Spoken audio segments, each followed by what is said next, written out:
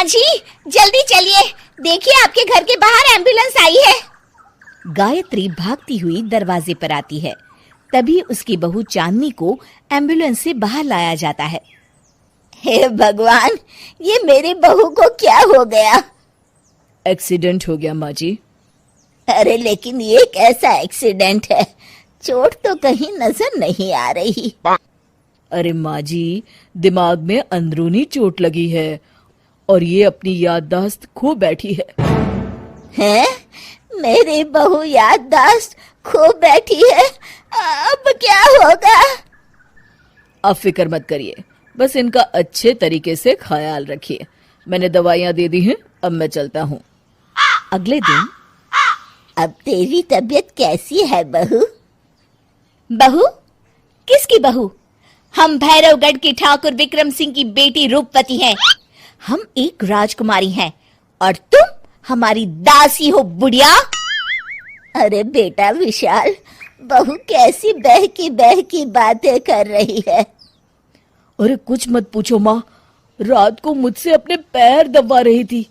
Sir पर चोट लगने की वजह से इसका दिमाग पूरी तरह खराब हो गया है और ये अपने आप को राजकुमारी समझ रही है। तभी वहां चांदनी आ जाती है। तुम दोनों यहाँ क्या खुसुर फुसुर कर रहे हो? कहीं तुम दोनों मिलकर हमारे खिलाफ कोई षड्यंत्र तो नहीं रच रहे हो?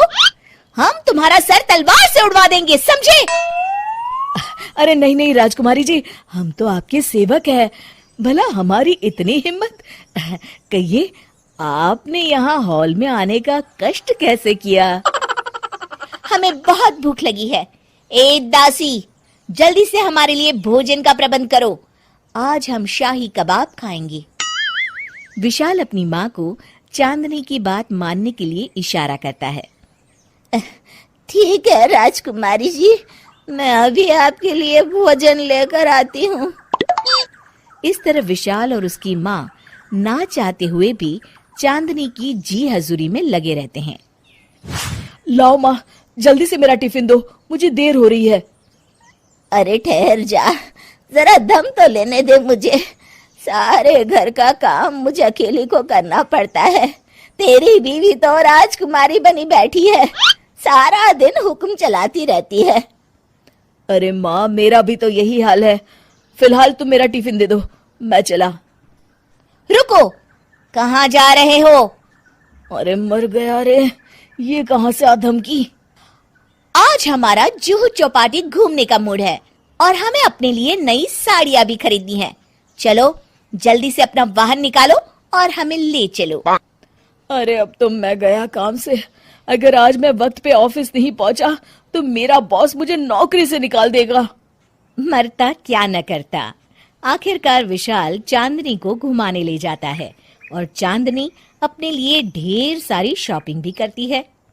ए दासी, टीवी पर कपिल शर्मा के आने का समय हो गया है, जल्दी से टीवी शुरू करो। अरे वाह, कपिल शर्मा तुझे याद है, बाकी कुछ याद नहीं। बहू तू तो बड़ी चालू लगती है, अपने फायदे की हर चीज तुझे याद रहती है। मैं तो तेरी इस अजीब बीमारी से परेशान हो गई हूँ। अगले दिन, अरे डॉक्टर साहब, आप इतने दिन से मेरी बहू का इलाज कर रहे हैं, लेकिन उसकी बीमारी तो सुधरने के बजाय और बढ़ती जा रही है। अरे माँ जी, ये दिमागी बीमारी है। बेचारी की याददाश्त चली गई है, वापस आने में थोड़ा वक्त तो लगेगा ही ना। गायत्री डॉक्टर से बात कर ही रही होती है कि तभी उसकी पुरानी सहेली शीला वहां आ जाती है। शीला को देख अचानक डॉक्टर घबरा जाते हैं। अच्छा माँ जी, मुझे एक मरीज को अर्जेंट देखने जाना है, मैं चलता हूँ। ये कौन था? अरे अब क्या बताऊं शीला, एक एक्सीडेंट भी मेरी बहू की याददाश्त चली गई है। ये डॉक्टर उसका इलाज कर रहा है। ये डॉक्टर कब से बन गया? अरे ये तो चमन पान वाले का लड़का है, सारा दिन नौटंकी करता रहता है। अच्छा तो ये बात है, अब मैं समझी। मेरी बहू और ये पान वाले का लड़का दोनों मिलकर मुझे बेवकूफ बना रहे थे। चल तू मेरे साथ। गायत्री शीला को एक बड़ा सा डंडा हाथ में देकर अपनी बहू चांदनी के कमरे में ले जाती है। बहू, ये मेरी सहेली है, एक डॉक्टर है। इसने तेरे जैसे न जाने कितनों का इलाज 2 मिनट में कर दिया है। इसका कहना है कि सर पर जहाँ चोट लगी हो, अगर उसी जगह दोबारा किसी बड़े डंडे से जोर से मारा जाए तो मरीज की याददाश्त वापस आ जाती है। देख, हम डंडा भी लाए हैं। अपनी सास की बातें सुनकर और हाथ में बड़ा डंडा देख चांदनी घबरा जाती है। अरे बाप रे, मैं तो फंस गई। इस डंडे की एक बार की वार से ही मैं तो चारों खाने चित हो जाऊंगी। अब क्या करूं, क्या करूं, क्या करूं? लेकिन गायत्री, डंडा सर पर ठीक उसी जगह लगना चाहिए जहाँ चोट लगी है। अरे तू चिंता मत कर, 2-4 बार मारूंगी तो एक बार तो सही जगह लग ही जाएगा ना। चल बहू, तैयार हो जा। अरे नहीं नहीं माँ जी, मुझे मत मारिए। दरअसल घर के काम करने से बचने के लिए मैंने ये सब नाटक किया था। मुझे माफ कर दीजिए, मैं कान पकड़ती हूँ। दोबारा ऐसी गलती कभी नहीं करूंगी।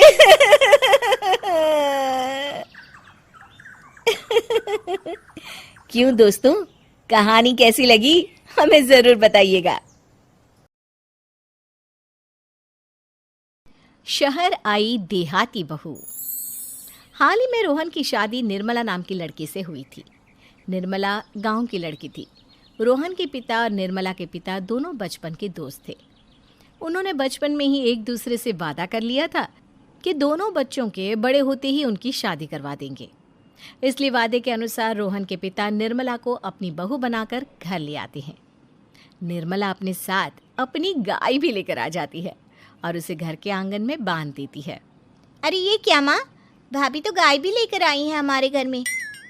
अभी घर में गाय बंधी देखकर आस पड़ोस के लोग तो हमारा मजाक उड़ाएंगे ना। हाँ बेटा, तू ठीक कहती है, लेकिन क्या करूं मैं, तू तो जानती है तेरे पिता किसी की नहीं सुनते। अरे ये क्या निर्मला, तुम अपने साथ गाय क्यों लेकर आई हो? आपके शहर में पैकेट वाला मिलावटी दूध मिलता है ना, लेकिन मुझे तो रोज ताजा दूध पीने की आदत है। गाय लाकर मैंने ना बहुत अच्छा किया है। अब हम सब रोज ना गाय का ताजा ताजा दूध पियेंगे। अरे ये सब तो ठीक है, लेकिन तुम ध्यान रखना कि तुम्हारी गाय की वजह से आस पड़ोस के लोगों को कोई तकलीफ ना हो। हाँ हाँ, मैं सब देख लूंगी, आप चिंता ना करें। कुछ दिन बीत जाते हैं। फिर एक दिन, चल बहू, आज हमें बाजार से सब्जी खरीदने जाना है। उसके बाद सुनीता निर्मला को बाजार में ले जाती है। सब्जी के महंगे दाम देखकर निर्मला के तो होश उड़ जाते हैं। ये क्या माँ जी, 1000 रुपए की सब्जी, ये तो बहुत ही ज्यादा है। अब क्या करे बहू, शहर का तो यही हाल है। ना ना ना, मैं इस तरह पैसों की बर्बादी बर्दाश्त नहीं कर सकती। अब से ना हम इस बाजार से सब्जी नहीं खरीदेंगे। यहाँ फिर अगले दिन निर्मला घर के आंगन की मिट्टी खोद कर वहाँ तरह तरह की सब्जियाँ लगा देती है। अरे काव्या, तेरी भाभी तो बहुत अजीब है। उसने तेरे पूरे आंगन को खेत बना कर रख दिया। मेरी समझ में नहीं आता, तुम लोग इस लड़की को कहाँ से पकड़ कर लाए हो? अरे सब मेरे पिताजी का किया धरा है। सालों पहले अपने दोस्त से किए वादे के चलते उन्होंने उस गवार को हमारे गले बांध दिया। अरे तेरी भाभी सच में एक नंबर की गंवार है। उसे तो ढंग के कपड़े पहनने तक नहीं आते, ऊपर से उसने तेरे घर को गांव का तबेला बनाकर रख दिया है। उन औरतों की बातें सुनकर काव्या को बहुत बुरा लगता है। फिर वो अपने भाई रोहन से इस बात की शिकायत करने लगती है। रोहन निर्मला को समझाने की बहुत कोशिश करता है, लेकिन निर्मला के आगे उसकी एक नहीं चलती। फिर एक दिन रोहन निर्मला को एक शादी में ले जाता है। सभी मेहमान खाना खाने में व्यस्त थे। उधर रोहन भी अपने दोस्तों से गप्पे लड़ाने लगता है। तभी निर्मला तंदूरी चिकन के स्टॉल से ढेर सारे लेग पीस उठाकर अपने पर्स में डालना शुरू कर देती है। घर जाने के बाद इसे फ्रिज में रख दूंगी और कल सुबह मैं चीज़ सिखाऊंगी।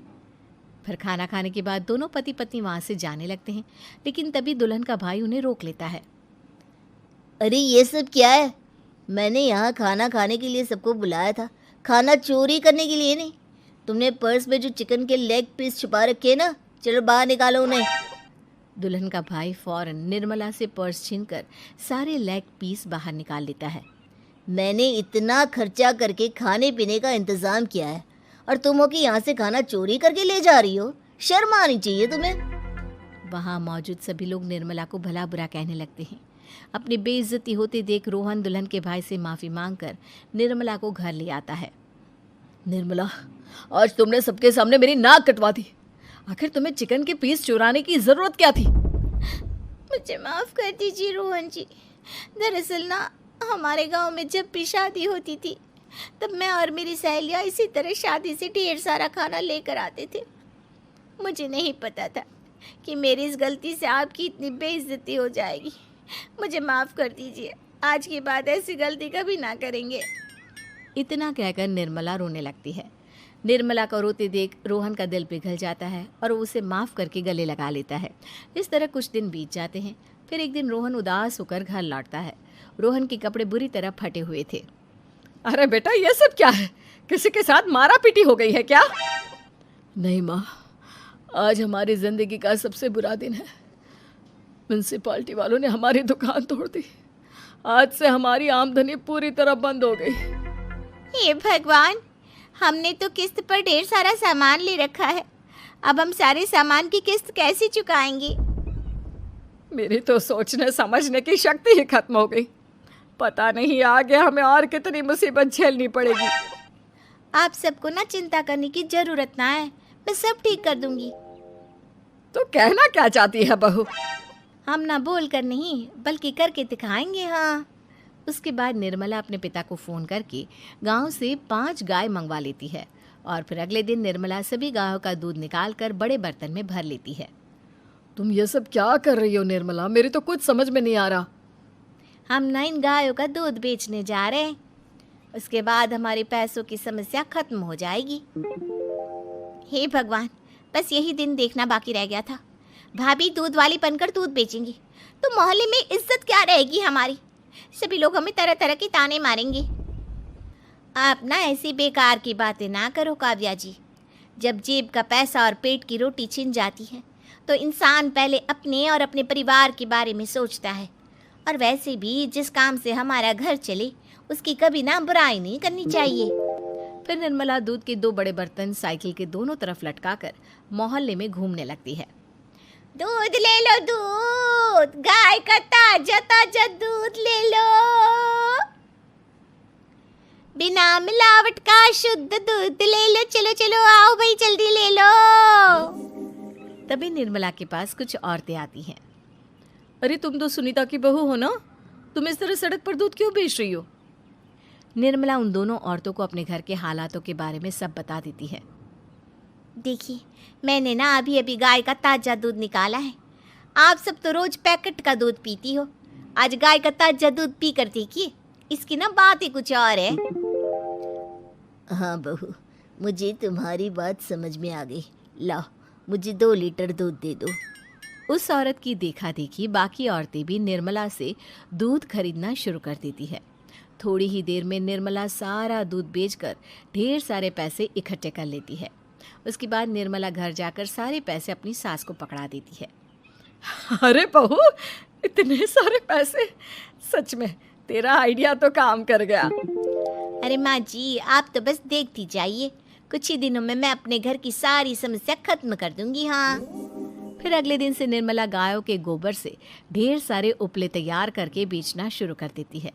निर्मला को पैसे कमाते देख रोहन के अंदर भी हिम्मत आ जाती है और वो भी दूध बेचने का फैसला करता है।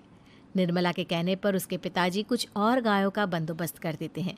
इस तरह दोनों पति पत्नी मिलकर दूध बेचना शुरू कर देते हैं। कुछ ही महीनों में उनका दूध का व्यापार खूब फल फूल जाता है। इसके चलते रोहन एक बड़ी दूध की डेयरी भी खोल लेता है। पिताजी, जब आपने निर्मला से मेरी शादी करवाई थी तब मैं मन ही मन आपको कोसा करता था, लेकिन आज मेरी समझ में आया कि आपका फैसला बिल्कुल सही था। आज अगर निर्मला ना होती तो पता नहीं हमारा क्या हाल होता। हाँ बेटा, तू ठीक कहता है।